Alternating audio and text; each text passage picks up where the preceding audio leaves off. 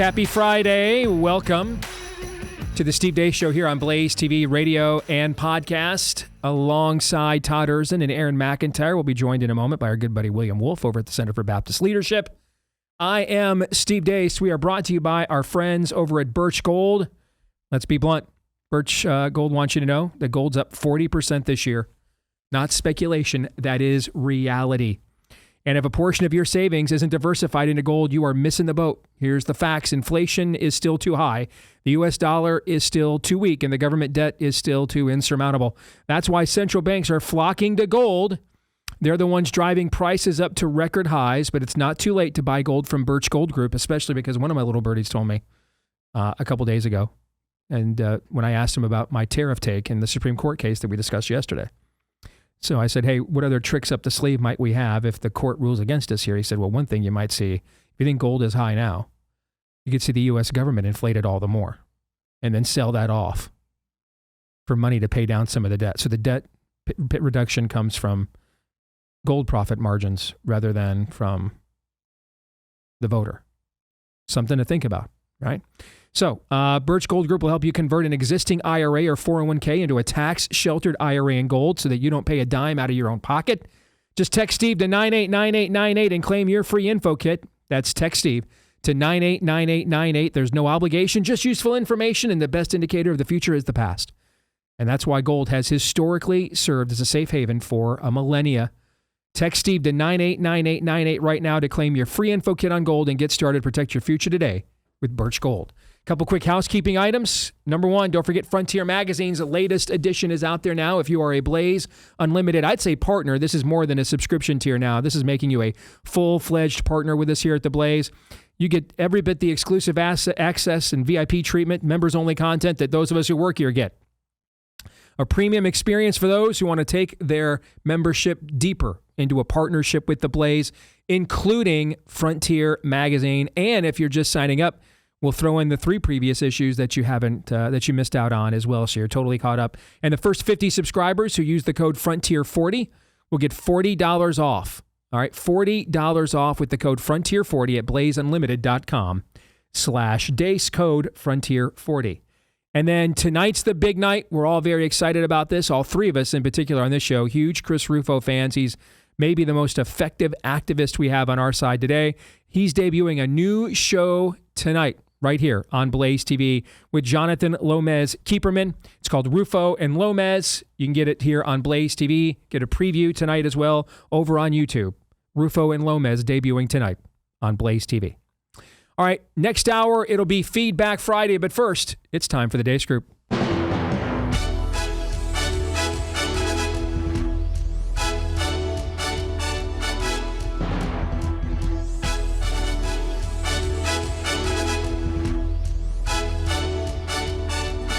Let us say hello to William there, dressed to the nines and making the rest of us look like a bunch of absolute, schmucks on Casual Friday, as always. William, bit of a slow week for you, I see.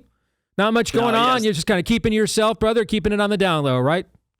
That's right, man. Nothing to say, nothing to see. Just, hanging out. He's just the whole time going to be that monkey thing. Like, yes. These are not the topics I was promised. Yes, indeed. All right, your weekly look at the week that was begins as it always does with issue 1, bleep, Lord Nefarious Says.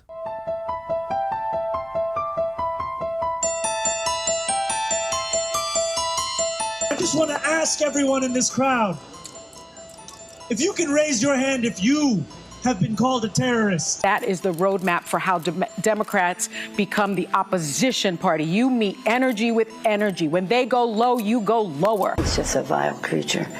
The worst thing on the face of the earth. But anyway. You think he's the worst thing on the face of the earth? I do, yeah. I do. I voted for Mamdani. Do you feel like socialism would work in New York City? No, not necessarily. We will prove that there is no problem too large for government to solve and no concern too small for it to care about. Nothing I dislike more than the politician that sits there and lies to you. And we all just sit there rolling our eyes going, give me a break. Did you legitimately believe that he was capable of serving as president until January of 2029? Yeah, I think my focus was frankly situational. It was making sure Donald Trump didn't get back into office to experience everything that we're experiencing today. And there was no interaction I had that suggested otherwise. They don't give a and they all, I'm a Bible-believing Christian, I believe in Jesus and it guides my life as a Christian conservative, so Christian family values, Christian conservative, mindless, cult member, group-thinking morons. You're Christians, they tend to be the rudest, most disrespectful jerks I have ever seen. I seriously think if Jesus were here today, he would have a message for everyone who's a Christian, and he would just say, get the Talking about the acquisition and the use of power, if there is a Democratic trifecta in 2028, and I think the possibility of that is pretty good, Supreme Court reform is something that has to be considered. Term limits, I think, at a minimum, potentially expanding the court is something I think that also should be considered. Found the white family that purchased the first black wood of my bloodline off the slave ships in Charleston. Yep, that's what we came off of. If I wanted to today, I could find the white wood descendants in southern Georgia and pull up on their house. One day I will. I'll be honest. I was a little annoyed when I came home for Christmas 2 years in a row. Yeah. Like, we had to eat outside, but we were in inside pods outside. It was a little weird. Then I came back here and then I could just do whatever. Well, that was a bit weird, I'll be honest. But remember what the temperature was. Here, you can walk around outside all day, right? At home, but if I could in Michigan, in the winter, we're all inside and breathing on each other. But if I was allowed to be inside, outside, why couldn't I just be inside? Because you were inside, outside with just your small group of people. And the servers and bussers. Listen, Caleb, none of us wants to go back and relive that. That's we were true, doing the please. best we could with very little or very bad information. Can I reach that over there?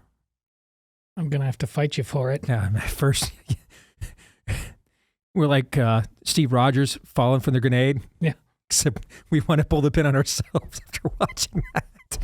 All right, William, as the guest, you get the first crack at it. What was the most revolting and disgusting thing you were just subjected to, and why?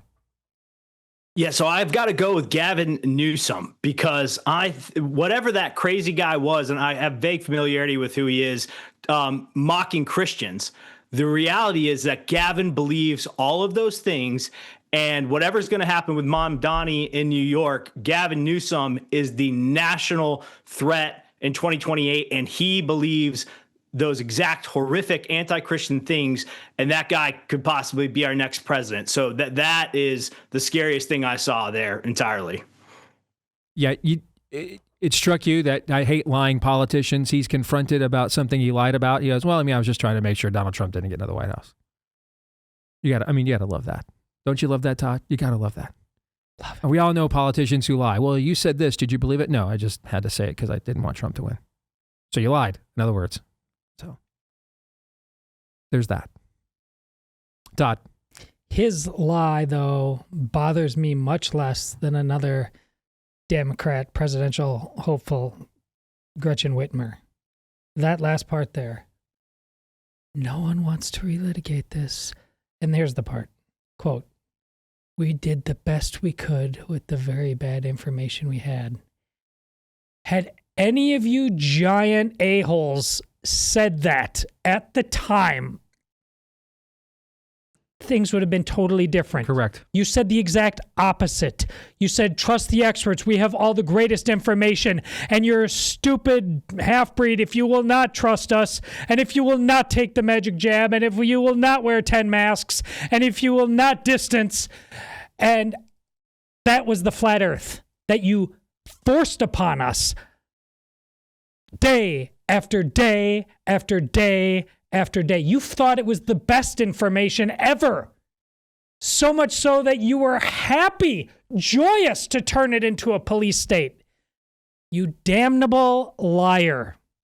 Gretchen Whitmer, and a pox on every Michigander's house for letting somebody who so obviously used and abused you and enjoyed it to now say, well, let's not relitigate that. Yeah. The thoughts I have about relitigating this, dark. So I was just in the state of Michigan recently, and you literally cannot go anywhere without smelling pot. Like literally anywhere. I mean, Ford Field reeked of it. There's supposed to be like a no smoking policy period in the entire stadium. Just reeked of it. We went up and we got tickets to sit in the club section at the Big House Saturday because it was going to be cold. And these are not inexpensive seats. We get into the elevator after the game to ride down. The whole thing smelled like literally someone had just, filmed a Snoop Dogg, Dr. Dre Chronic music video right there you can't go anywhere in the state of Iowa, I'm sorry, Freudian slip, in the state of Michigan and not smell pot. It's chronic, all right. It's absolutely everywhere when you go to that state. But you might consider some extreme methods of self-medication too, if Gretchen Whitmer were your governor, right? Is she right? Is she right? I mean, honestly, outside of people like us who really wants to have a reckoning about this. Well, that's what I said, a pox on all your houses. Yeah. Is all that's left there is go blue? Is that the only thing that people believe in there? I mean, or go green. Yeah. I mean, there's other teams, but yeah. Wow, look at you. Yeah. Throwing Sparty some love. Well, more like throwing him under the bus. No, you guys are in on it too. Don't be looking all innocent over there. It's basketball season. I see you. We have Western Michigan fans. We have Northern Michigan fans. That's right. All right, Aaron, go ahead. What about you? Get high on your own supply. You are way too hard, Todd, on Gretchen Whitmer. Way too hard. That is some small g, God tier level sciencing that's going on there. I believe the exact quote was, it was okay because you're inside, outside, inside. I mean, that is some, again, small g, God tier sciencing right there. That is Monty Python. So logically, if she weighs the same as a duck, she's made of wood. And if she's made of wood, she's a witch. That's the sciencing she's doing there. You're way too hard on her, Todd. You can seduce me with Monty Python Holy Grail all day long. That's my love language. So you win, Aaron. Let's do a couple of honorable mentions. Credit to Nancy Pelosi. Seriously. Turning down the temperature in the room. Finally actually not being a hypocrite. She is trying to turn down the rhetorical temperature in the room. Finally, Trump has been demoted to, quote, worst thing in the entire world.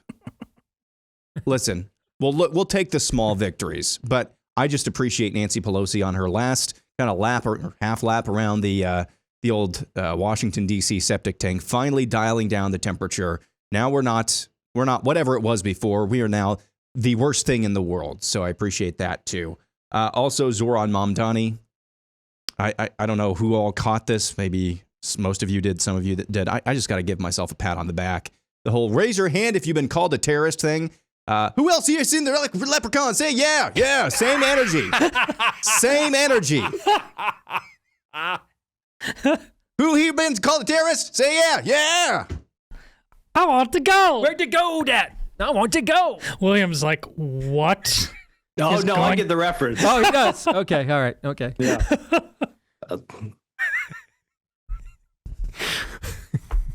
William's like, I am trying to bring honor and dignity back to the Southern Baptist Convention. What am I doing here?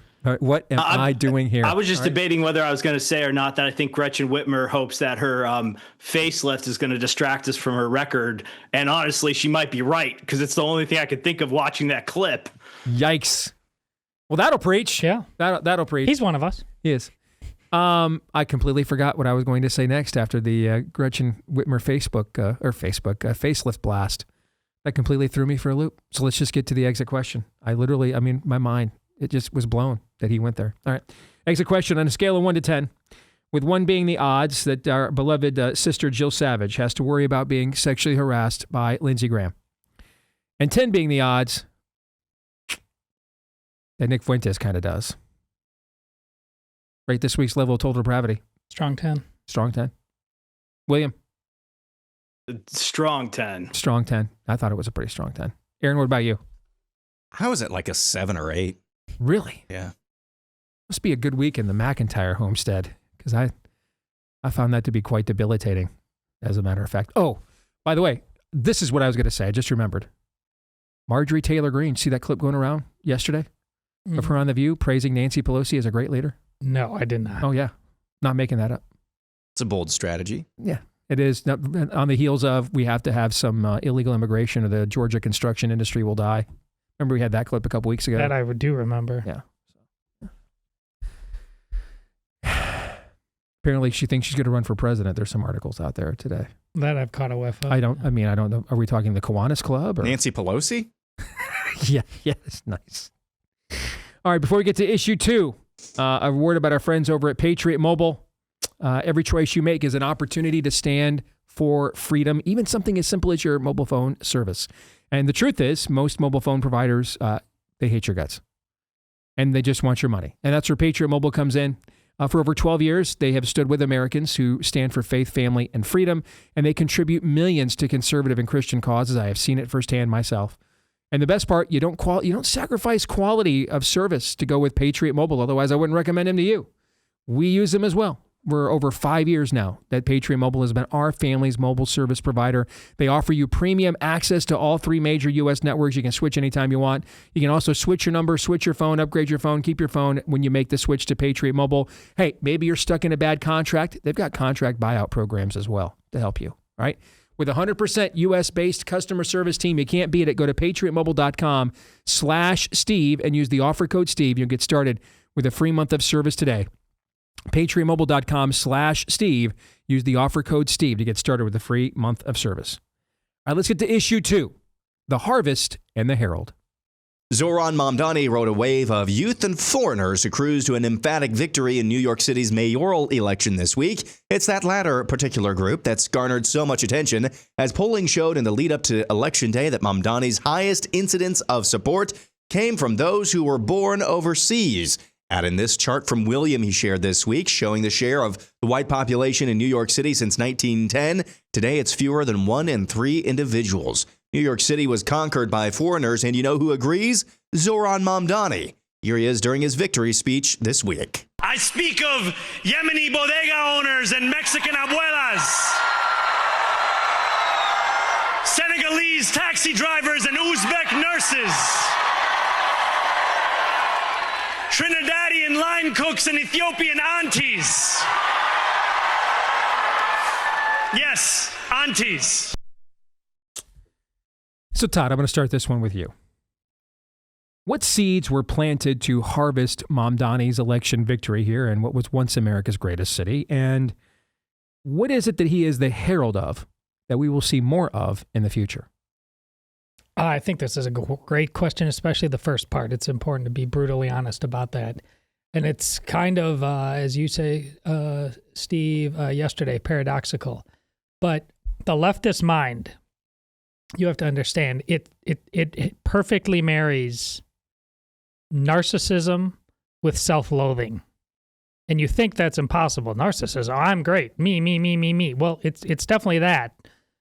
But the self-loathing is anything that is traditional must die. Everything that is American must die. The quintessential New York Americana, it must all be rejected, like aggressively, in order to elevate the leftist ego. You need that mindset to do this within a generation after 9/11. How they went after the very explicit emblems of America on that day. And in less than a generation, the people of that very city voted for a guy who would applaud that. We are way down the rabbit hole now. And what we must be prepared for is he will provoke fights that he believes most people, even on the right, are not capable or willing to undertake. He's going to do things that, quite frankly, demand he get arrested. And the cold Civil War then turns into a hot one. But that's not really a guess. There's already been Muslims out in the middle of the street, Aaron, on a montage, talking just about how they plan, and basically a Muslim in every pot. That's what they're doing. We're taking over everything, your families, your schools, your churches. It's happening. They promise. It's time we start believing them. So, William, something you wrote helped inspire this topic, so we turn it over to you now. Your thoughts? Yeah. So what are the seeds? I mean, there's so many you could point to. I think obviously first would be theological liberalism. And this is kind of my wheelhouse. So let me just tease it out for a second. Is when the mainline denominations in the United States of America went liberal and they stopped believing in the Bible, they started preaching that all religions are equal. And that there's really no difference. They no longer believed in the exclusive truth claims of Christianity. And so Christianity, Hinduism, Islam, whatever, it's all just the same. And so therefore, there's nothing unique about the Christian heritage and tradition of America. And as that theological liberalism really in many ways provided the foundations for the Cultural Revolution, then we lost all conceptions of being an American just in general. So I think that's actually a real seed that was planted, was pretending all religions are equal. And then right along with it was the idea that there's really nothing special about being an American ethnically or historically or via your lineage, and that everybody in the world is a potential American. They just haven't had their paper stamped yet. And so those two seeds gave us this massive third world migration influx over the last many decades that led to Mamdani getting, I think, only 34% of native-born New Yorkers voting for him. And this is going to happen in every major city. So it's a herald, I think, of really the crack up of the United States of America, which is fundamentally sort of anti-white, anti-colonial resentment riding on the backs of third world migrants we've imported to replace our native population. Aaron, you have any response to that? I think the seeds of this is obviously in our education system. The notion, and I think it's inculcated in young minds and minds in general in various different ways, not only in the education system, but culture at large, that the only virtue that an individual can possess or a group can possess in this day and age is that you are fundamentally opposed to America. Were there some things that Mamdani ran on originally that were more economic in nature, or were there some facets of his campaign that were more geared to, yes, we're going to freeze rent, we're going to do this, we're going to do government-run grocery stores, free bus fares, all of this and that, but fundamentally the uniting and animating force behind his very emphatic win, and that was an emphatic win, it was a three-way race, the only galvanizing, unifying, animating force behind that were support from foreigners. Support from foreigners. It's not just one country. It wasn't just one country of foreigners. It was a vast constellation of countries, people from other countries supporting Mamdani. So what explains that unity amongst all of this diversity of support? What explains that? What is the one unifying force? It is the notion that the only virtue that matters is your un-Americanness. That might be the most frightening sentence that I've ever uttered on the show. That you're here specifically because you will contradict the founding values of the country. Yeah. That's replacement theory in action, is everything that you're articulating. You know, I thought Glenn Beck made a very important point Wednesday evening because Mamdani is out there saying that immigrants essentially built New York City. And Glenn is like, well, that's correct to a degree. But you have to understand that the kind of immigration we did at the turn of the 20th century is not at all like what we've done here at the turn of the 21st. I mean, we were specifically importing many people from Western countries that were coming here with a specific intent of becoming American, of assimilating in what it means to be an American. They thought it was the superior way of life. They were not trying to Italianize or Irishize America. They wanted to assimilate into the culture. And to quote Charlie Kirk, immigration without assimilation is invasion. And that's completely different from the message, Todd, that Mamdani is selling, which is in accordance with what both William and Aaron laid out. We're here to bring our way of life to you, not to be a part of your way of life. We're here because, it is the idea that our way of life, what built our country and culture, is bad. You just described perhaps Barack Obama's greatest success story, shifting that psychology. As you talked about at the time, just like America had to basically elect him to get various levels of guilt off its chest. And once they accepted that, he absolutely moved the Overton window on this. At the time, the race between him and McCain, Catholic Vote, did one of the greatest political commercials of all time. If you can still Google it, Catholic Vote, it's in the archives. But it does. There's a reel. It's like 4 minutes long, and there's wonderful music, and it establishes what you're talking about, what immigration was, what it stood for, and what was now at stake. And we lost. When you guys hear that as young men, I got about 3 minutes. When you hear that as young men, what's your reaction to that? I think. Can I take that? Go ahead, Aaron. Yeah, go ahead, William. Okay. Yeah. Well, I mean, so the first thing is that there's another sort of tension that's going on here. This is a third world mindset. That's what we're talking about, a third world mindset in which they are both entitled. They believe they are entitled to come here and live in America and benefit from our system, while at the same time they hate it.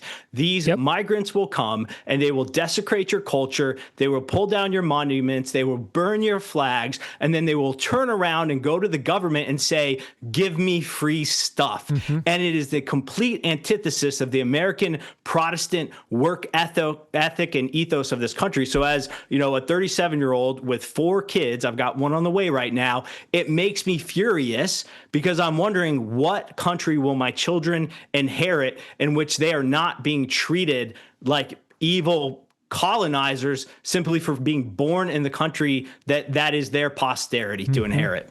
And that, what you just said, is why when I issued my 25 theses on the Fuentes-Tucker thing earlier this week, I started with the meta environment that is causing people to turn to voices, particularly young men, like Fuentes. And if we don't understand that, and if we don't address that meaningfully, you're going to do more to help, and we're going to do more to help bankroll and build his digital empire than whoever's backing him could ever possibly dare to do.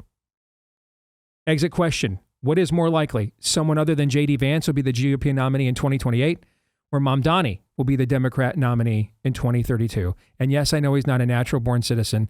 Let's not pee on each other and claim that it's raining here. They don't care about stuff like that. All right, so what's more likely, Todd? I hate the fact that this question makes me think at all, but still it's more unlikely that it's Mamdani at this point. You think it's more likely Mamdani in 2032 than Vance 2028 as the GOP nominee? It's more likely that Mamdani is the nominee. Okay, so I asked what is more likely, not unlikely. Well, more likely than is Vance. I just turned it. I apologize. All right, go ahead, Aaron. More likely, it's the latter. William, what do you think? Yeah, more likely it's the latter, for sure. Look at me, Mr. Sunshine. But wow. There are 2 clips that popped in my mind while William was giving his last answer. One was from Calais. I think it's Calais in France. That's the illegal immigrant camps that they have set up over there. And you remember that clip we had earlier this year of that illegal alien trying to get into the United Kingdom? And he said, just give me. You guys are super rich. Just give me everything that I want, everything that I'm like quoting him pretty close to verbatim. Just give me.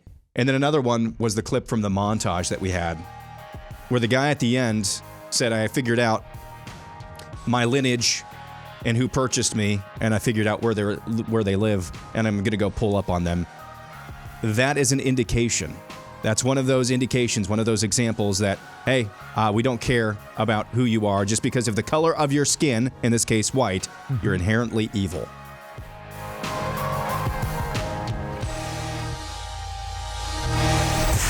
The Steve Deace Show.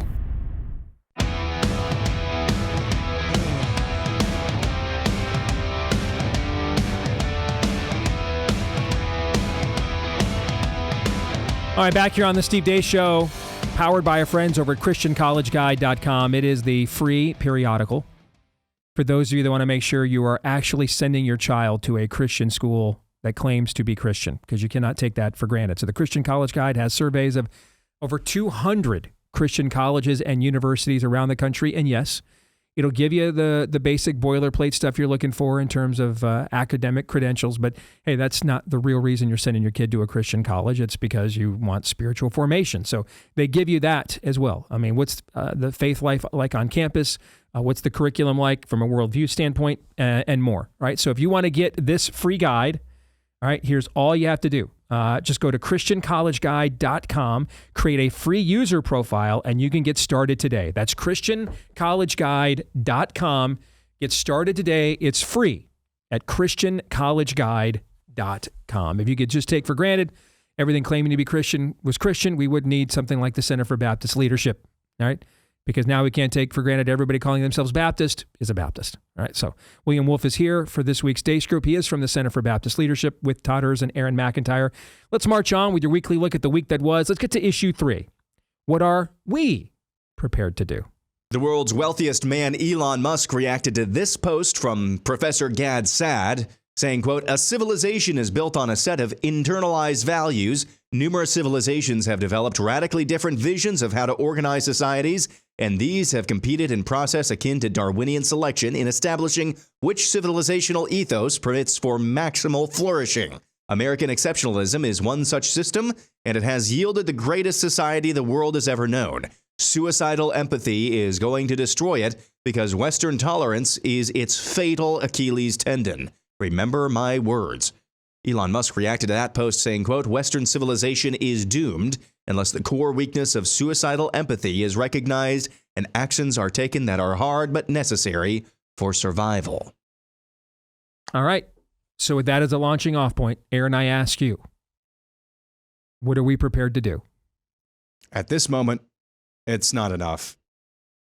And I'm heartened by the level of vigor that I see amongst some of the up-and-coming younger generation that's not been captured by the left. But at this very moment, I don't see enough resolve yet. And here's what I'm talking about. Every time, and this has been a few instances, both personally, there was one on the show a few weeks ago, we're asked, hey, somebody close to me, coworker, family member, I know is an illegal alien. What do I do here? What's my answer going to be? What's my answer? Turn them into ICE. They're a criminal. And I just know that there are a number of people out there, and yes, Right Wing Watch, you can spell my name, Aaron, Mediaite. It's, my name is spelled Yourmom. But I know there's a lot of people out there who are like, that's not the compassionate thing to do. That's really mean. Get mean. That's not even that mean, guys. That's just. It is. And you're not going to convince me otherwise. But until that inclination, we can get over that inclination that anything that makes me uncomfortable is mean, that's the real problem here. Anything that gets me uncomfortable, makes me uncomfortable, either physically, spiritually, emotionally, is automatically mean. We're not going to be able to do the hard things that Elon Musk and Gad Saad are talking about. So that's just the first example that popped into my mind.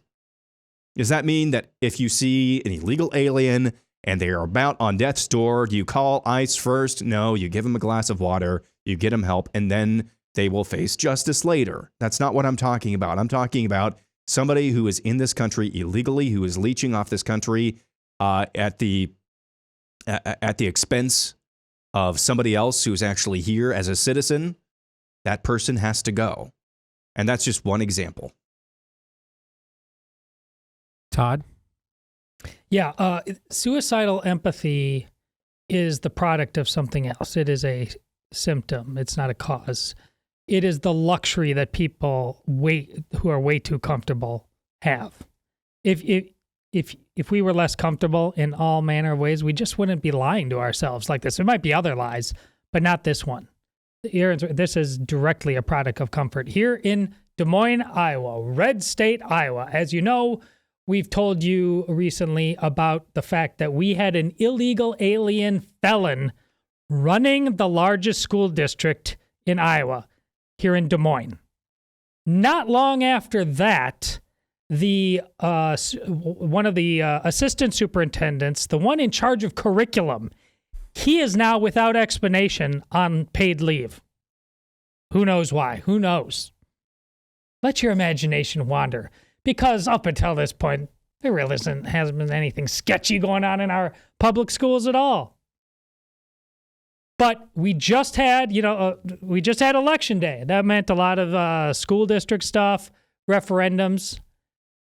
Despite that,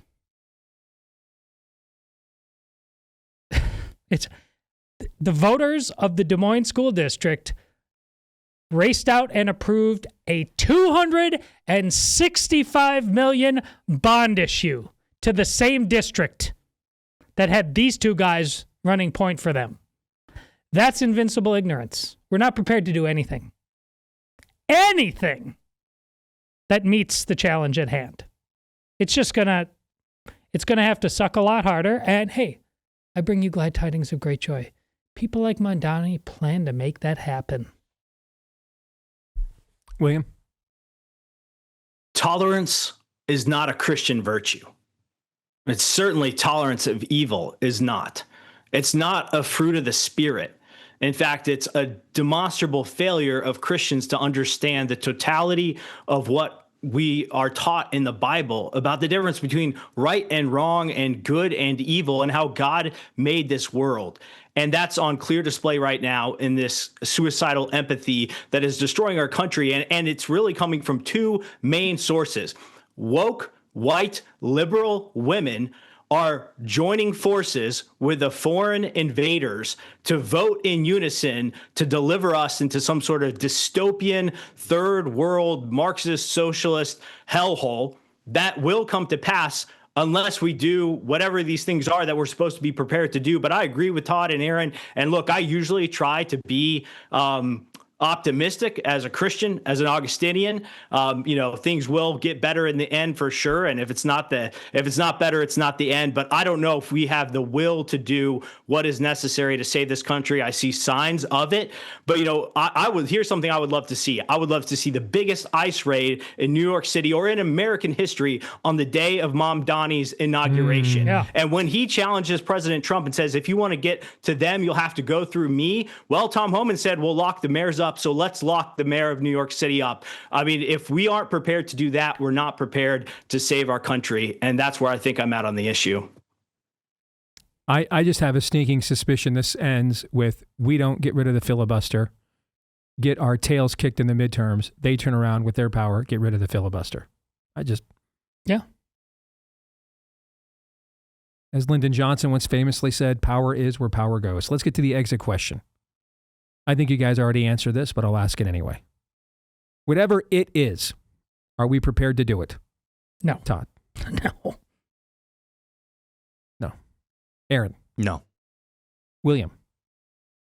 Well, I thought about taking my little banner down before this hit because I knew I was going to say things that Baptists wouldn't like. But here's the thing. I'm prepared to go into churches and Baptist churches across this country and tell them you can love Jesus and fight for this nation. They'll probably call me a racist, but when history is past, I trust that will be vindicated and hopefully we'll wake up enough Christians in this country to get ready to do this. So I'm at least willing to do that. Let's get to the kicker topic. If you could make the Republican Party do one thing, after Tuesday's election results, what would it be and why? Aaron? Are we talking about Republicans in Washington or the apparatus of the party? You can decide that. Yep. I think it's two things, but I can't. I have been convinced this week, President Trump has convinced me, we do need to nuke the filibuster. And I think the very first thing that Republicans should pass, if I could make them do this, is voter citizenship to vote. That's one very simple thing, and make it ironclad as humanly possible from this federal government. I would do that. I think that's going to be maybe your best opportunity. And banning mail-in voting, there's three things for you. Sorry. I think that's probably going to be your best opportunity to retain power away from the left. Todd, what's your answer? I like that one. We need to clean up in aisle 5 badly. The ridiculous infighting that's been going on for a couple weeks now on at least 2 fronts that we've talked about, so I won't bore you with. We need to move away from that and get everybody targeted on the same thing. We've been talking about the need for consequences. The major arrest on some level that we've all been waiting for somewhere, make it happen right now. So I'm going to do this right now. I got time? Yeah, I think I got time. Here we go. Last few episodes. All right, so we had an election this week, right? Yep. Okay. Looking at the last few episodes of a certain noted podcaster. America First or Lindsey Graham's Psychosexual Death Cult, which admittedly, I love that title, by the way. A great title. I love that title. Freaking love it. You had to love that one, Steve. Yeah, I love that one. I'm all in on that one, okay? Chris Williamson's Advice to Men, How to Survive a World of OnlyFans and AI Girlfriends. George Santos being tortured, finding God, and hearing of Charlie Kirk's murder from behind bars. Those are 3 of the 4 episodes that this show has in its feed from this week. And the 4th one, everyone's going to know. Which show do you think this is? Just guess. Which show do you think it is? Is it Candace? No. Tucker? Yeah. That's the shows this week. How many were about the elections, before or after? The week before the election, Tucker and Colonel McGregor warn how neocons are exploiting the drug crisis to drag America into war. Nothing. Absolutely nothing on this. Absolutely nothing. I think Candace today is on her 3rd person she's going to falsely accuse of assassinating Charlie Kirk today. The guy actually went on Twitter and said, hey, man, that was actually me. Yeah. Yeah. See, my point is that the end of the second Hunger Games movie, Finnick reminds, what's her name? Katniss. Remember who the real enemy is. See, I know you don't mean this when you say this, but there are several people on X that are saying what you just said, but don't want to actually address whose fault it is that we're talking about these things rather than the things that we all should have been talking about instead. I know you don't mean that. I know you don't mean that. I don't. Which is why I drew down on these shows, because I knew you didn't mean that. But there's a lot of people, and hey, sometimes we just have to make a decision in life, particularly if we want to have, any integrity at all. Are we going to say what we actually know is true, or are we going to couch it in a way so that I may never get invited onto such and such as platform to, elevate my own work? And we all have to make those decisions in this line of work. But my point is actually to Tucker. Tucker, remember who the actual enemy is. I know that's what you mean. I know. Aaron, Aaron already asked you, did I not? Yes. William, if you can make the Republican Party do one thing this week, what would it be and why? I thought Aaron gave an incredibly specific policy answer. I'm going to give a broader one that I think fits with all this. I want to see the Republican Party appeal to young American men unapologetically from here on out. As Teddy Roosevelt once said, there's no room in this country for hyphenated Americanism. Mm-hmm. And I see this all over the Republican Party. There's still this idea that maybe we'll get some sort of like multiracial working class. And look, Trump did better with those groups, and that's great because they like his policies. But if the Republican Party does not focus on American men from here until we lock it up, we're toast. So whatever it is, that's the guy you're trying to reach, is the young American man who can't buy a house, who can't get married, who can't start a family, who can't afford to achieve the American dream. How can we bring the American dream back to young American men in this country? Because if we don't, this is all for nothing. As a father who is launching one of the very young men that William just talked about as my own son, I could not agree with that more. Could not agree with that more. Let's get to our predictions. Todd, go. In one of the greatest trolls of all time, our friend Allie Beth Stuckey will start a side hustle of making delicious pies.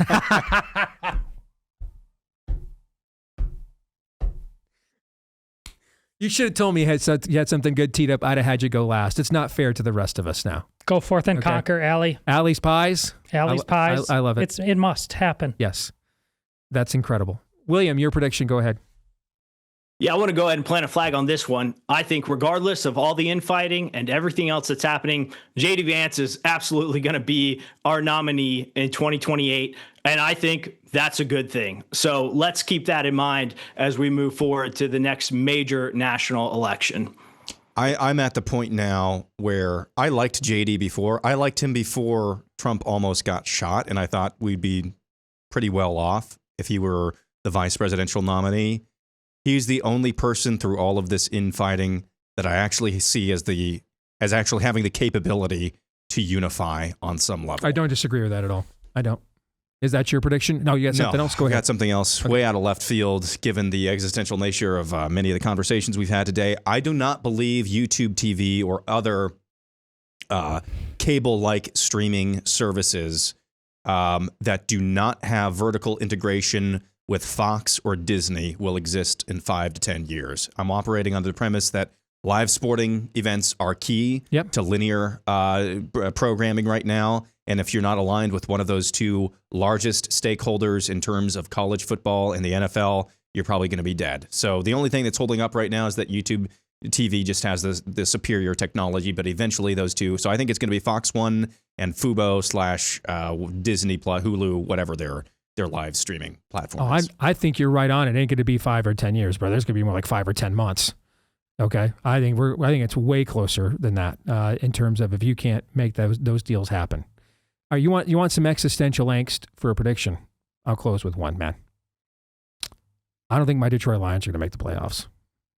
Dead serious. I don't. I mean, I don't want to end this thing Vanta Black. All right, I know everybody's down enough, but I don't care. And in this Honolulu blue. Yeah. Well played. William, good to see you as always. All right. And next time we will try to not dumb it down too much and force you to slim it with us. We apologize to you for that. Thanks for having me on, guys. Love the show. Yep. We love you. Appreciate it very much. You ready for some Feedback Friday? Yes. All right. So are we. And it'll be your turn when we come back. Hour 2. Stay tuned.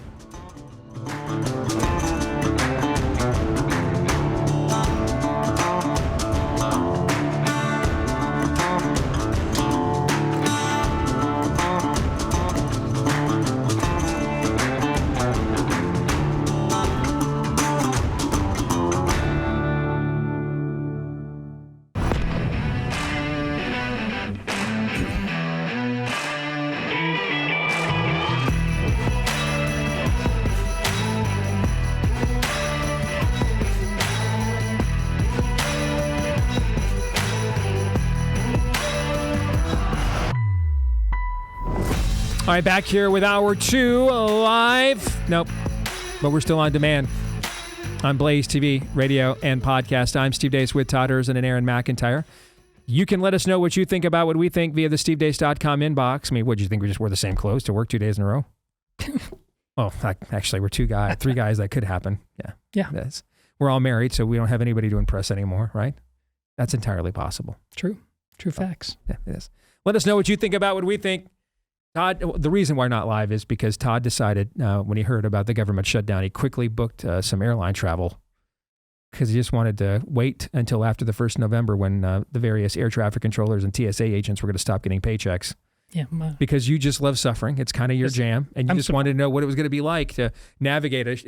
The American airline industry is its own magical mystery tour, let alone a shorthanded one. And you just thought, what better way to have the most wretched weekend you could by navigating the airline industry shorthanded. Very real possibility. Next Monday's show, I may be coming to you again from an airport. That's possible.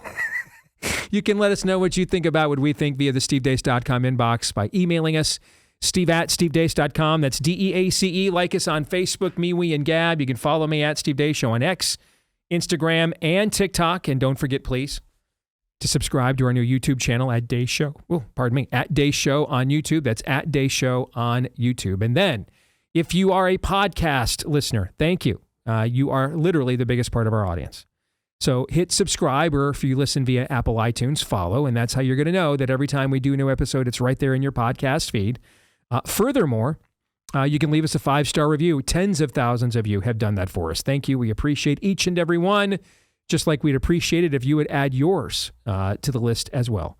And we appreciate our friends at Jace Medical. You know, we've spoken a lot about the company Jace over the last few years. And a lot of you have seen the value over the last few years in being prepared. And you've gotten the Jace case. For those who don't know, that's the kit filled with emergency medications like prescription antibiotics, such as you have doxycycline, amoxicillin, and more. The next drugs they may label as dangerous and not let you have right when you need them the most. That's a must-have, but to do yourself a favor and check out what else Jace has as well, because they have grown in the preparedness market now. There's the antibiotic kit we just described. There's the first aid kit. You can customize kits to do add-on, functions and medications like ivermectin, for example. And all of this is how Jace is trying to make you in control of as much of your health care as they can. All right, so enter the promo code DACE at checkout for a discount on your order. That's promo code DACE at Jace, J-A-S-E, at jace.com for a discount on your order. That's promo code DEACE at JASE.com.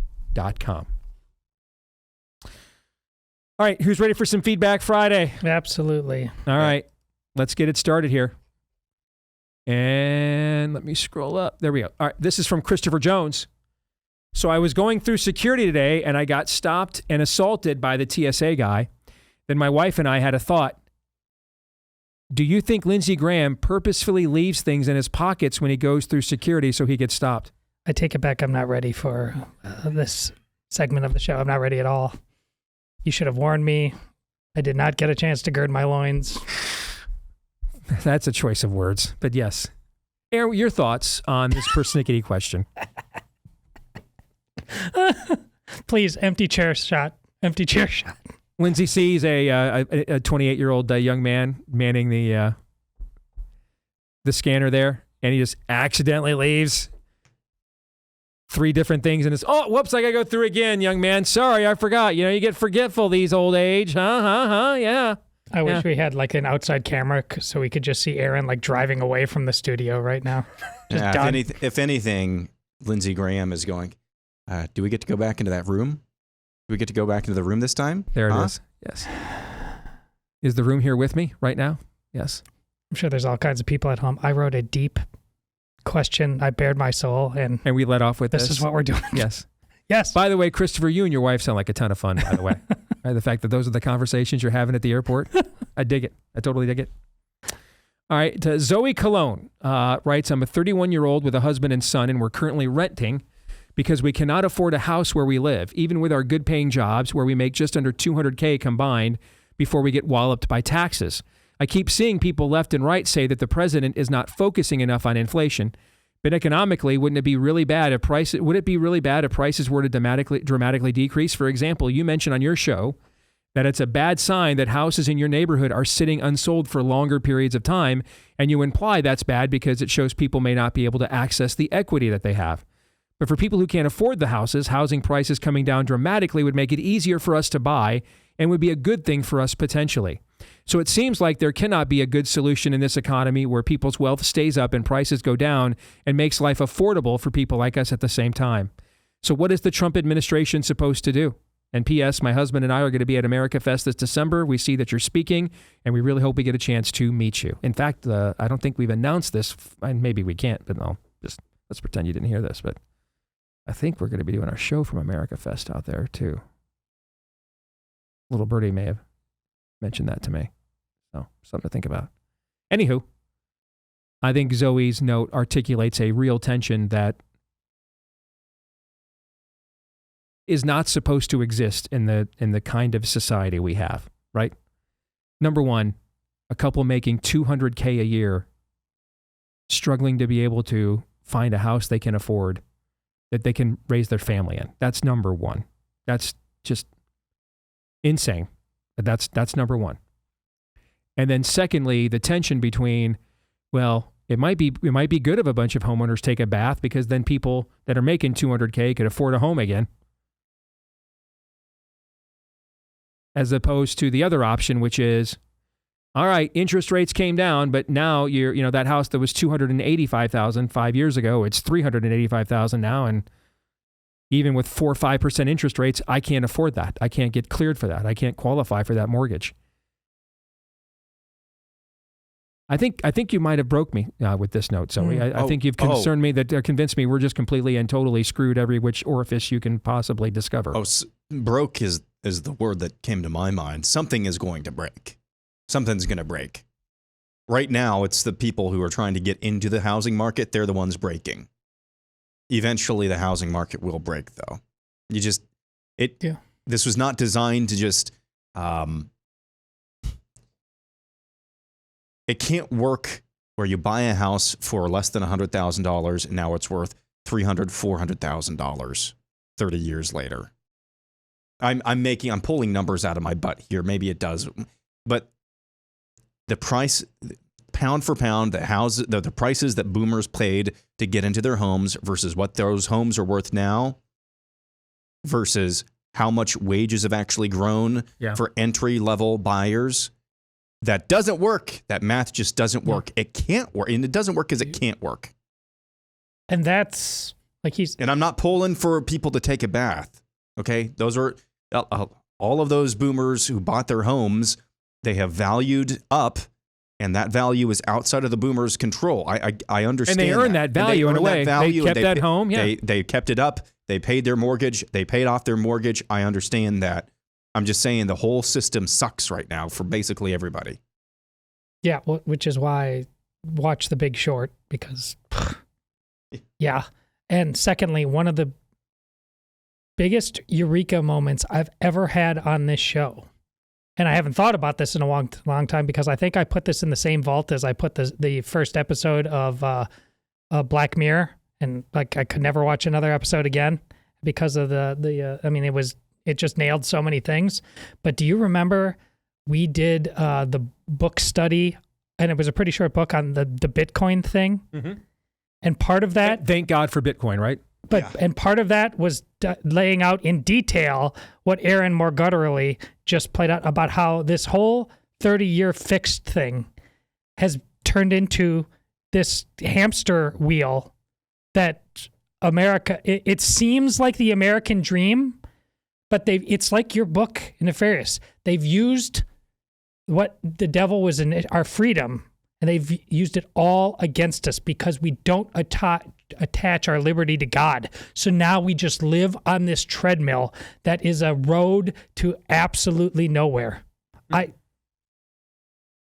So yeah, up with people. We don't have an economy right now, and we haven't for quite a while. We have a very sophisticated Rube Goldberg machine. Yeah, exactly. Well, I mean, even gold. If what a little birdie I mentioned earlier, what a little birdie told me. One thing you could see the Trump administration do is just artificially inflate the price of gold all the more than it already is, so that the government then can just sell it and have that liquid and use that to pay down debt to try to bring inflation down. And this is the stuff. So now the hedge now is a Rube Goldberg machine, like Aaron just described. It's not, the hedge isn't even a hedge anymore. The hedge is a construct now, basically, if that were to happen. And to the degree the right has some kind of brain trust, these are the riddles it should be solving instead of hating the Jews and women baking pies. But that's where we live. Great job, everybody. Can I walk you through a practical exercise from you guys' personal lives with this in the housing thing? Do you mind? And just game theory something out? You okay with that? Oh, yeah. Right? Because we're in a situation where we made the decision, Amy and I have, we've contemplated, we looked at everything, and we just made the decision, we're just going to die in this house. All right? We're too lazy to move, number one. Number two, it's the only home our kids have ever known. And everybody comes back all the time.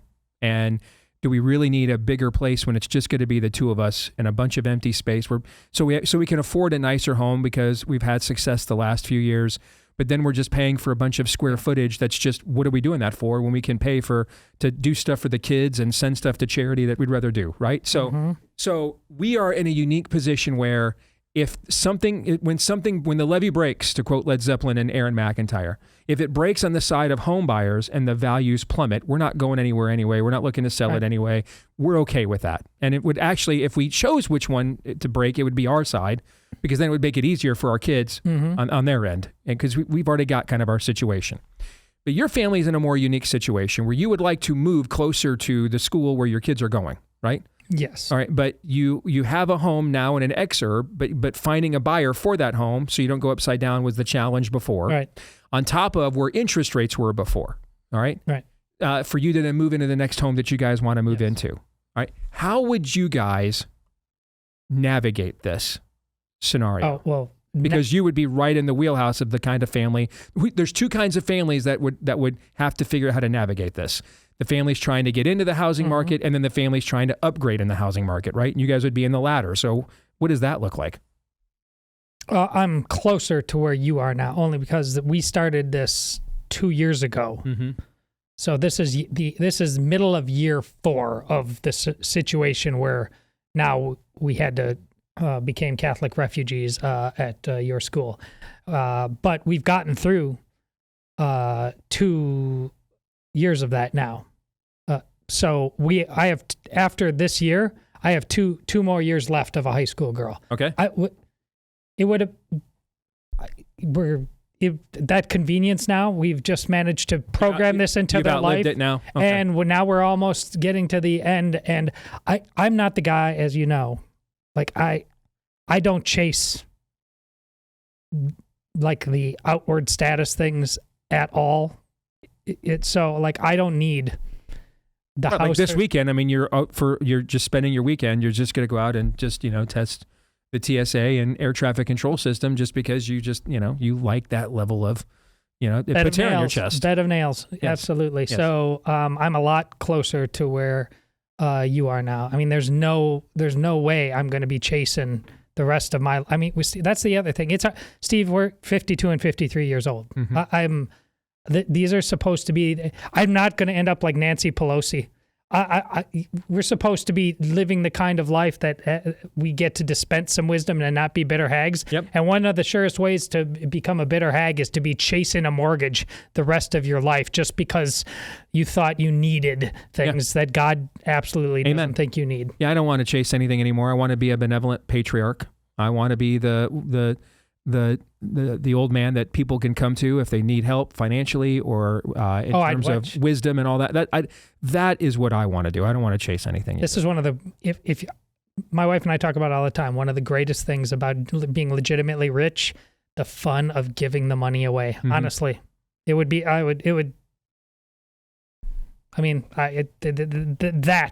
is the stuff of God where you can go out there and truly right wrongs.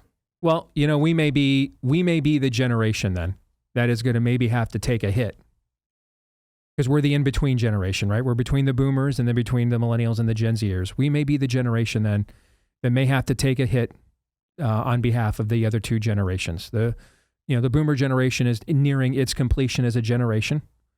And so there has to be some generation has to be willing to take a somewhat of an L in the P&L ledger, okay, to balance the books, and it may be our generation that has to do that. If we rethink other things, it's like the part of that mortgage hamster wheel. But this whole notion, and it's again a lot of Christians, and you can't tell them apart from the pagans at all. That mindset of I buy my starter home, and then I move into the suburbs. And listen, we just in our selfishness we forsook a lot of things. A lot of our inner cities look the way they do right now because we ran away from our obligations as Christians and citizens, and we need to rethink everything.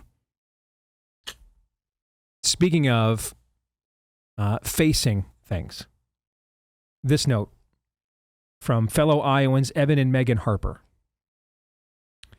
Firstly, I'd like to thank you guys for your show. I'll admit there have been days where I sigh and realize the majority of the show is going to be about abortion, or Todd tells me for the 1 millionth time I'm at risk of being too comfortable. However, it's not because I disagree with your opinions. On the contrary, I wholeheartedly agree. It's just not always enjoyable to hear that. Maybe it could be likened to a sermon that is hard to hear but needs to be heard. And I never thought abortion was going to be an issue that I had to deal with in my personal life. It's wrong. I don't support it. End of story. That changed recently. My wife and I were notified that our 12-week-old pregnancy has Patau syndrome, or trisomy 13. This genetic disorder impacts approximately 1 in 16,000 pregnancies and is characterized by severe development issues that often aren't compatible with life and can be quite gruesome. It's already discernible by ultrasound that our boy has an abnormal cranium, brain, neck, and heart. 90% of babies with this syndrome pass before 1 year of age. Our doctor asked us if we'd like to terminate the pregnancy. I'm ashamed to admit that for a moment we considered that option. My wife characterizes it as well as a fight or flight response. The initial shock of the news was so frightening and unsettling that all we wanted to do was get away from it. However, quickly we agreed that was not our choice to make. We will carry on. We aren't sure what God's will is for this child or us in this situation. One thing we are considering is perhaps by continuing with this pregnancy, we might be an example to others of submitting to God's will no matter how difficult or uncomfortable it may be. I feel as though it has already brought us closer together as a couple. I'd like to think that our faith in God would have brought us to this conclusion on our own, but I can't be 100% certain. Your show and the frequent meeting brought us to that's the purpose of their life, to live for God's will is what he meant by that. He's saying that, hey, I'm not sure we would have gotten to this level of divine commitment without this kind of a challenge. Your show and the frequent commentary found therein was quickly on my mind as I began thinking over this situation. I believe part of being a Christian involves developing certain tendencies or habits that direct us down the path of righteousness. Indeed, that's what discipleship is, brother. The root word of discipleship is discipline. You're right. A sort of muscle memory. I believe in tandem with our faith, by listening to your show, it has helped my wife and I develop a mental muscle memory that refused to allow us to think deeply about terminating a pregnancy, and for that, we are thankful. Like many things God commands, in the short term, what seems like the easy path ends up being the more difficult one. My wife has looked for online support groups dealing with this specific situation and hasn't been able to really find any. On the contrary, there are groups of women discussing the guilt they feel for the fact they did the termination. We considered that to be very revealing. We are only just beginning this journey and don't know what is to come. Some of the potentialities are pretty unsettling, but our faith will carry us through and we'll continue to be regular listeners of your show. Thank you again. I'm so sorry, brother. I am.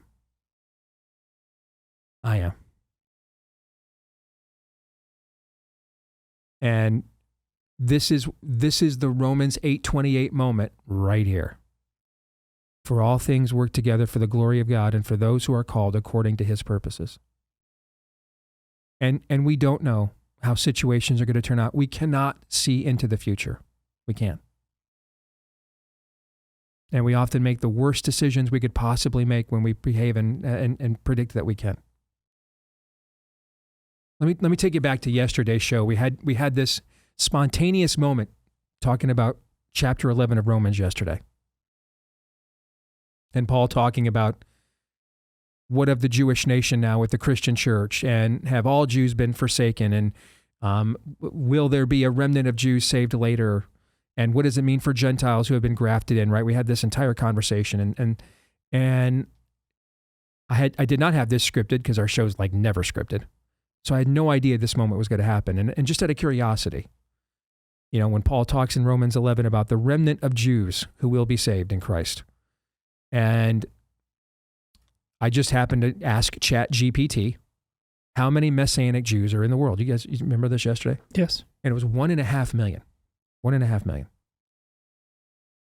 And out of curiosity, I thought, you know what? What was the population of Old Testament Israel at the height of its existence? And ChatGPT said a lot of archaeologists believe that it was about 1.5 million. It's like your pizza money story. Yeah, it just blew my mind live on the air. Just absolutely blew my mind. So let me share another story with you. Random Tuesday, late April. Two guys are sitting around shooting the breeze. And one of them grew up poor white trash in Appalachia with a substance abuse addicted mom, and the kind of dysfunction that they make, episodes of Cops about. The other grew up with a 15-year-old mom who almost terminated him and was on food stamps, ADC, government cheese, welfare. And these two guys are sitting around on a random weekday in the nation's capital, in the West Wing, shooting the breeze and just having a casual chat. And one of them looks at the other and says, what are the odds two guys with our backgrounds would be here to do this? And the other one looks at him and says, well, human beings can't do that kind of math. That's cosmic providential math. We couldn't do this math if we tried. Those two people are Vice President J.D. Vance and myself.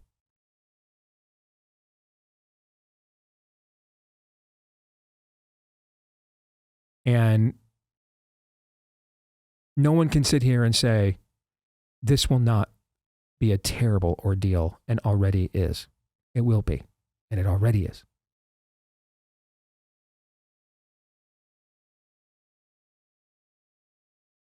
But another terrible ordeal is being tortured beyond recognition, then literally hung out to dry on a tree and abandoned and left for dead. And the one who endured that changed the world. And I want to applaud you guys for your courage, your transparency, your conviction, your honesty. I don't know how, and I'm not here with some, I have nothing trite to offer you. But on the authority of the Word of God and the power of the gospel I have seen displayed in my life and many others, God is going to reward that. I don't know what that will look like. And that's not a guarantee that you're going to have to first go through some of the most gut-wrenching suffering any parent could possibly ever fear to experience. But I am confident that God is faithful and he will reward that level of faithfulness if you see this through. And that goes for everybody right now in the sound of my voice that has their own deep trial of despair that you're facing right now, whatever it is.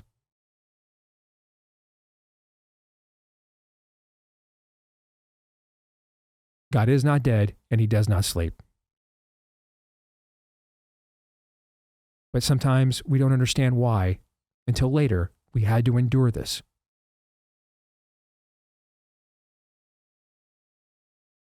And that's why Romans 8:28, man, that's where the rubber meets the road of faith. Do we really believe that God can keep that promise? And if we do, he does. Doesn't always look the way we anticipate or think, but he does. Even if that promise is ultimately not fulfilled and kept until we get to eternity and we hear, well done, good and faithful servant. But a lot of times we see this side of eternity, how God's sovereignty and faithfulness works out for us in the end. And so there's no bumper sticker slogans here. There's just simply endure. And God honors endurance. You guys have any thoughts on that? Yeah. Well, the greatest of these is love. And the greatest love is that cross. And brother, when I hammer on people and their discomfort, it's so that they can be prepared for times like this, because this is heartbreaking discomfort, brother. But if you hold true to God, and if you hold true to each other, and if you don't try to numb yourselves, if you pour out every ounce of love that you can for this child you may never meet, and if and when you meet him, it will just be marking what might be the beginning of the end. There is a truth in there that you have the opportunity to experience depths of love that I think are epitomized in the Passion of the Christ when Mary, heartbroken, and cinematically the juxtaposition of her picking up the young Jesus when he's a boy and he skinned his knee or something like that, and then running to him when he's on the cross. And in that moment, in that shattering of reality, he gives a gift to his mother and the whole world. Look, Mother, I make all things new.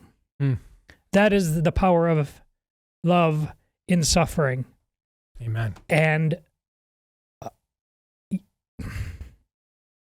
paradox is rough sometimes. It really is. But the greatest of these is love. And you have given evidence based on the letter you just wrote to us that you have decided to pick up your cross and follow. And you're thanking us, but honestly, and I think I speak for the three of us, we thank you. Thank you. Amen.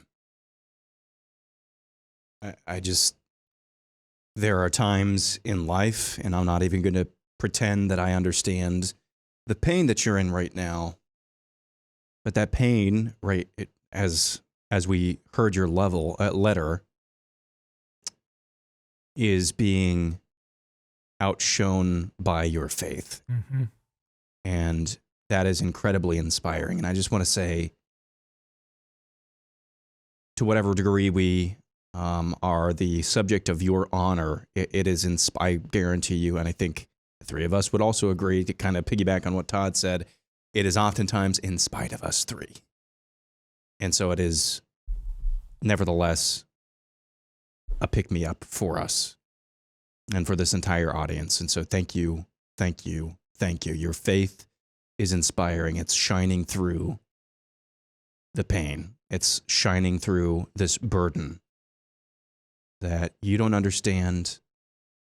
None of us in our finite minds understand, but it is shining. Thank you again.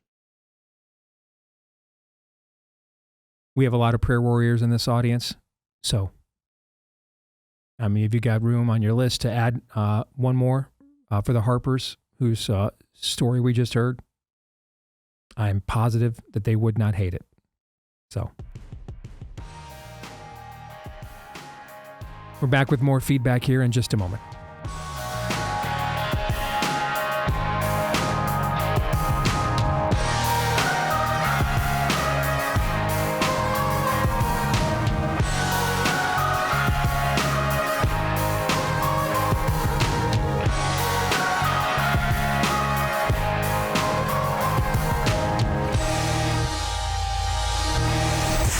The Steve Deace Show.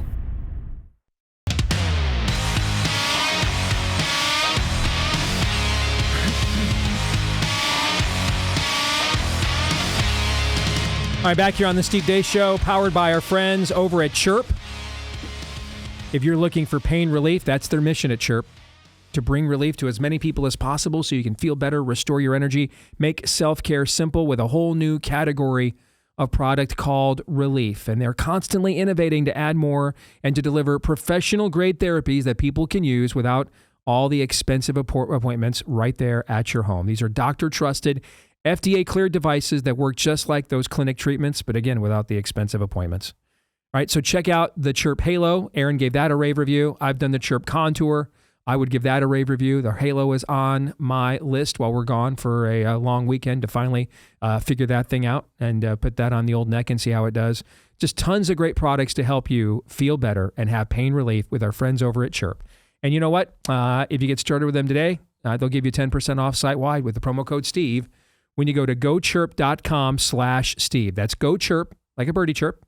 Gochirp.com/Steve. Use the promo code Steve at checkout for 10% off site-wide at gochirp.com/Steve using promo code Steve at checkout for 10% off site-wide.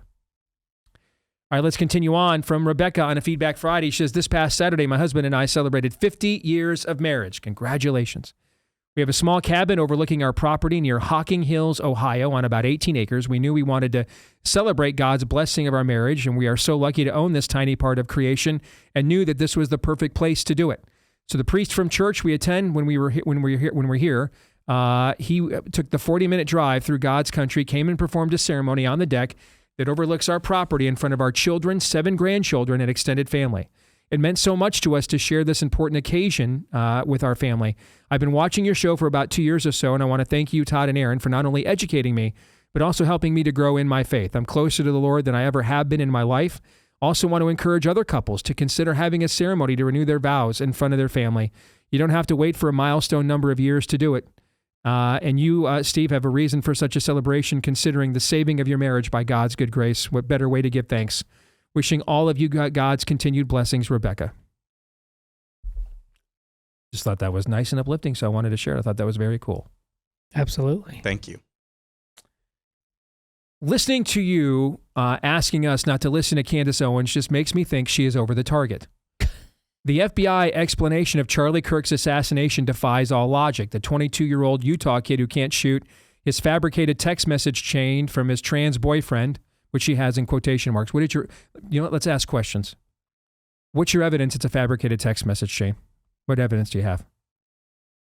What's your evidence that it wasn't a trans boyfriend? You put that in quotation marks. So what's your evidence? You're saying Tyler Robinson's parents turned him in with no... Correct. Yeah, that's what she's saying, basically. The timeline makes no sense. The smiles of the people around Charlie after he is shot. I know many of those people, by the way.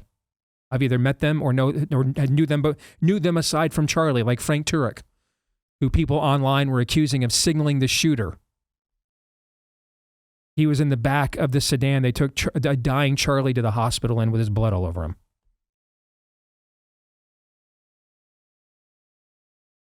The surgeon, she put in quotation marks, who said Charlie's magic neck stopped the bullet. I mean, you cannot possibly for 1 minute believe this version of events. Which version of, tell me what versions of events then you would more believe? The crime scene that they never protected. What's your evidence that it was never protected? Who told you this? Where did you learn this? What's your evidence of this? The crime scene was literally paved over immediately. What's your evidence of that? The memorial that was a political rally instead and Erica Kirk is smiling. You thought that was a political rally? That was the largest proclamation of the gospel in a corporate setting in the history of planet Earth. Also, have you ever seen a loved one get shot in the neck and bleed out in front of the entire country? Get Erica's name out of your mouth. Agreed. I'm going to get to that too. But let's get through the end of this. And instead of you asking questions about this ridiculous timeline that is being forced on us, how's it forced on you? Is your name Erica Kirk, or you're one of his parents? Did you work at TPUSA? Were you on the board? And I ask those questions because it's going to get to where I'm going to go here when I get to the end. You lecture us about not listening to Candace Owens, friend of Charlie, friend indeed. Didn't see her and Charlie in the same space a lot the last few years, did you? Yeah. Steve, walk us through the ridiculous timeline and explain it to me like I'm 5. You were Charlie's friend, Steve. Why aren't you asking questions? This is from Deb Coyote in Massachusetts. You know what's missing here in this entire note? There's no human kindness in this at all for people who lost a loved one. None. And that's how you know, Deb. I am over the target, Deb, completely. This is satanic and demonic. There is no Christ-like grieving process remotely. There's not a syllable of that in anything you wrote. You made a bunch of accusations you cannot prove. You act as, and then you anoint yourself as the judge of a widow who for the last 7 weeks has gone home every night to 2 small children that will never see their dad again.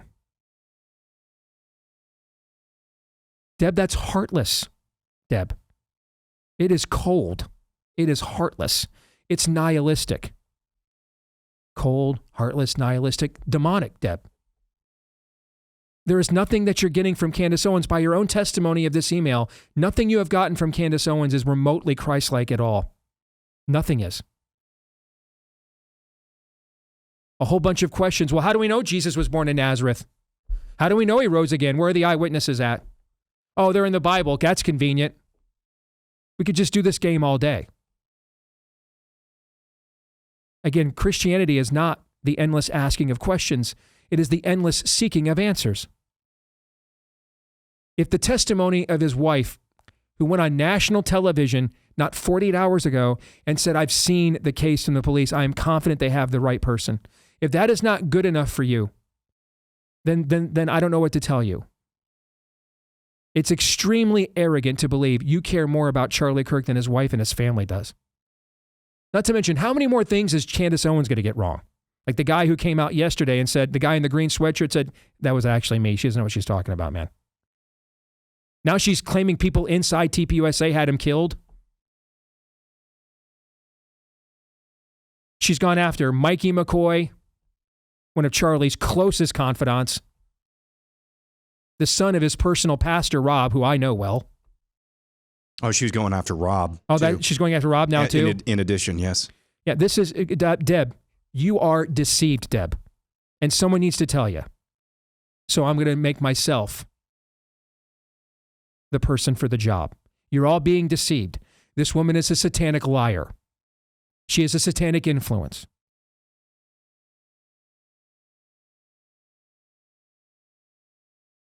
And then she follows it up with, don't vote. There is never a time in the scriptures ever where God says to his people, don't do good and righteous things. Just don't. Things are so terrible and bad and annoying. Just, hunker down, hang out, despair. That is the language of the devil. That is his native tongue, Deb.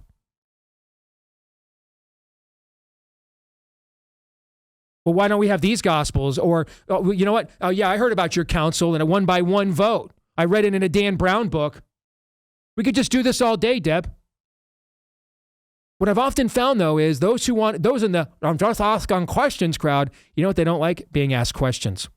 So what's your evidence of all these things? Now, I know there is a very small portion of this audience, but it exists, who's going to come back at me and say, what happened to you? What did you do during COVID? None of this.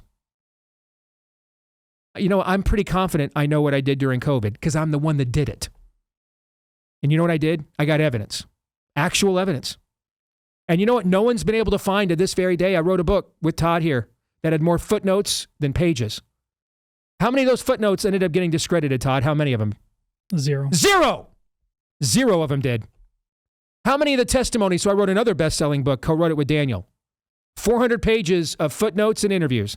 How many people came back and said, hey, that person's not real. You got that story wrong. That detail's wrong. You misquoted that study. How many times did that happen? Nope. 0. This woman doesn't know what the Utah time zone is. You're being deceived. You're being misled. I understand why you don't want to trust a lot of things, if anything. I totally get it. So trust this. Trust in the Christ likeness you've seen from Erica Kirk in the face of an incredible tragedy that is supernatural and beyond the means of a 37-year-old widow. Trust that. Or you can trust a known liar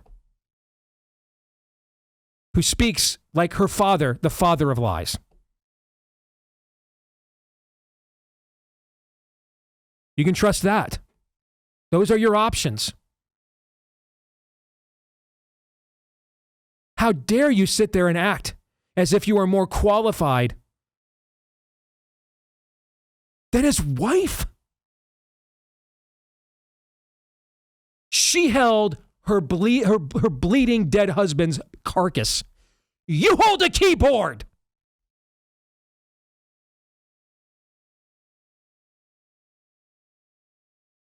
You know what a lot of people need? Dad. My kids will tell you, I have my faults, but I was pretty good at that job. So guess what I'm going to be for the rest of you? Dad. And sometimes dad needs to tell you things like this. You're just dead wrong. You just can't do that. That's not your thing. You have to be better than that. How many times you had to do that over the years, Todd? It happened. Yeah. That's your job. That's part of the job. And we used to have dads who did their jobs and when their kids got way out of bounds, took them out behind woodsheds. I know we skipped a generation of that, but how about we make the woodshed great again? All in favor of making the woodshed great again? I'm in. Aye. You're wrong, Deb. You're wrong. Everything about this is wrong. There's no Christ-likeness in your note even implied. Because this is Christless. That's why. It's wicked. It's wickedness. It's just wickedness. And you're being deceived. You know a tree by its fruit. This is making you less prone to be productive. This is making you less prone to be courageous. This is making you less prone to take righteous stands. This is making you cold, dark, despairing, cynical. How much cold, dark, despairing cynicism does Christ display in the Gospels, do you think? What do you think? Pretty low number?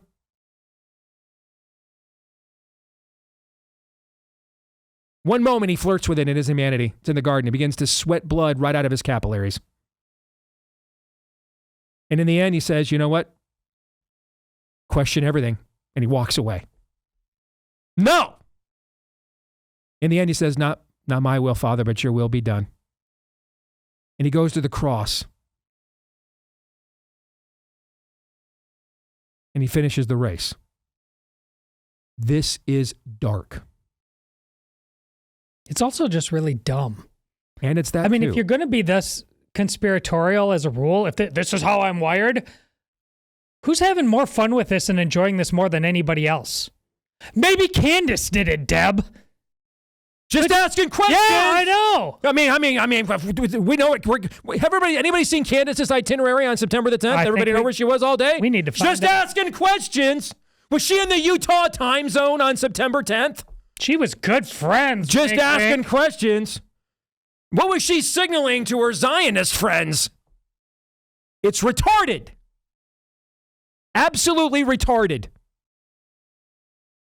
It's wicked, is what it is. Wicked. And it, frankly, might be the most wicked thing I have seen in my career, what this woman is doing. By the way, none of you actually believe any of this stuff that she's peddling. One, because she's not actually providing, many answers. Just insinuations, because she's, there are no answers here. Just insinuations and winks and nods. Oh, that's an interesting question. Oh, that's an interesting question. The only answer she's giving you is that the answers that you've actually gotten are wrong. Mm-hmm. And so just asking questions. But none of you believe any of the inferences or insinuations that you've made up in your own minds. If you did, you would become a hermit. You would run for the hills.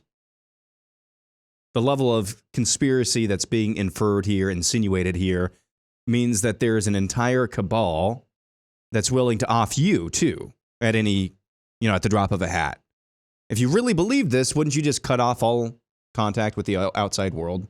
Wouldn't you run for the hills, dig a hole, a bunker? You don't even believe any of this. What you do believe and what you do know is that you really like the hit of dopamine you get from the latest download. We have special knowledge. We know things other people don't know. There's no dope Literally hit. the very first heresy in the history of the church. The Gnostic dope hit. Yeah. Because the Gnostic dope hit don't stop. Because you can just keep asking questions. The questions themselves are the special knowledge. It's ridiculous.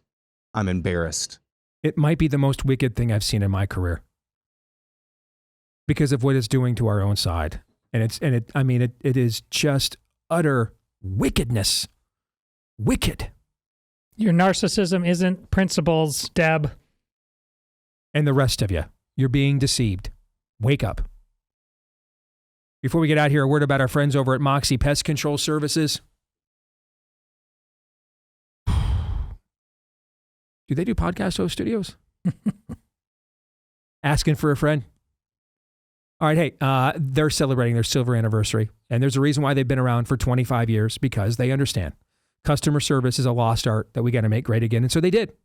And they make sure they do the little things as well as the big things. The big thing is get the pest out of my home and business. The little things, don't be the pest in my home and business while you're doing it. They check both those boxes. That's why they've been around for 25 years, and they're so confident that you're going to want to join them, that they're giving you your very first pest control service for just $25 at moxieservices.com/Steve using the promo code Steve, MOXIE, MoxieServices.com/Steve, promo code Steve. $25 is practically giving it away. Why? Because they're pretty confident you're going to be so impressed, you're going to come back for more. MoxieServices.com/Steve, promo code Steve. Get that first service for just $25. You know Deb's husband is listening to this, and he's like, not again, Deborah. Yes. I thought we discussed this, Deb. It's got to be a different Deb, don't you think it has to be? Be great if it wasn't. You guys, again, it's not about the asking of questions. It's about where we're going to go for answers. The height of arrogance to believe that you care more about this than Erica Kirk does that's not human. That's something else. And it's wicked, frankly. Go hard, Romans 8:28.